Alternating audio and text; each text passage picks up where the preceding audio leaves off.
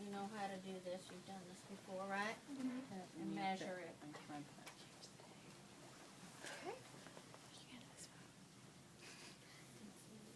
Hmm? I didn't see it. What are you emptying into? A measuring container. Okay. Okay.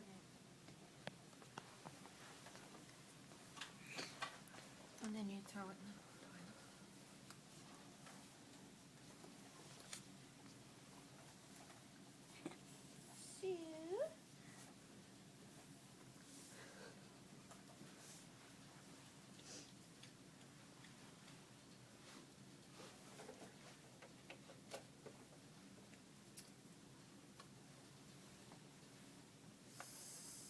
So on here, should have a port. Now you want to keep a closed system as much as possible because you don't want contamination. So you don't want to just disconnect to irrigate. So you would use swab and swab off your port. You will have assembled your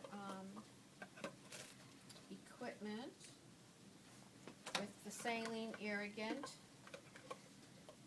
And they're usually kits, these come in kits already, that you would open up and have available. So you're all set to go. Is that empty or it has saline in it already? No, it's empty. Oh, it's empty. So you'd have a bottle of saline that you would pour in there. Just do it. How good, how long is that good for? 24 hours? Is it like when you open saline? You know how long? Oh, yeah, it shouldn't sit around for days. Yeah, 24 hours is, yeah. So, so you can either, you want the irrigant to go into the bladder and not this way. So if there's a clamp, you could clamp it. But in this case, there's no clamp, so then you can just do the fold back clamp, all right? Clamp it. And you would draw up your solution. And in these mannequins, you know, you can't actually instill any fluids. So.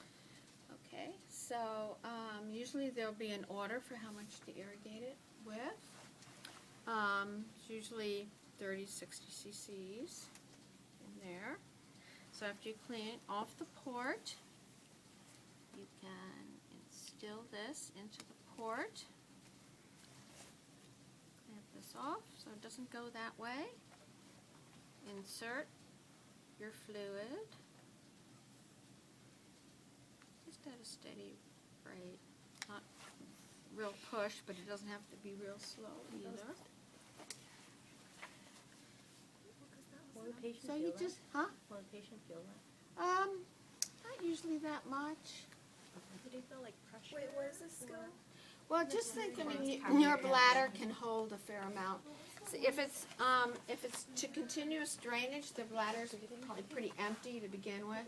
So if you're only putting 30 cc, 30, 60 cc's, it's not going to be uncomfortable. They might feel a little something, but not what was usually that The much. other lady was, but she had like a different, Oh, that was a different kind of tube. that was a.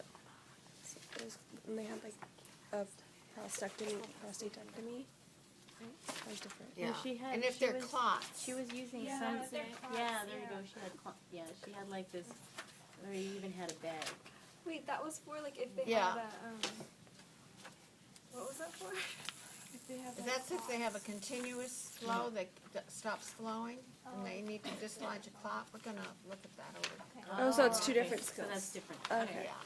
Yeah. This is just an intermittent closed catheter irrigation. Is that because they have urinary retention? Is that why? It might be, you just want to make sure that the end of the catheter hasn't occluded, Okay. or if they have a bladder infection, that it hasn't kind of gotten gunked up or whatever, that it's open. Okay. So you may want to do it if it's not draining very much, but you think, well, they're not in renal failure and they're getting enough fluids, and you just want to kind of make sure that it's patent. So then something after you like that. irrigate, what are we going to be looking for to see if like urine Just the presence- flow back. flow back? I bet too much. And It's pretty funny.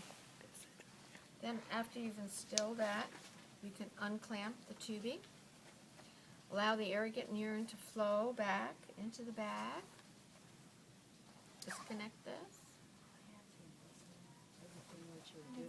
Finn. I've seen Oh, I've seen I'm a nurse do this, but I didn't know why she was doing that. Yeah, Probably. it's just to irrigate it, make sure that it's not clogged up, Okay. and then maybe that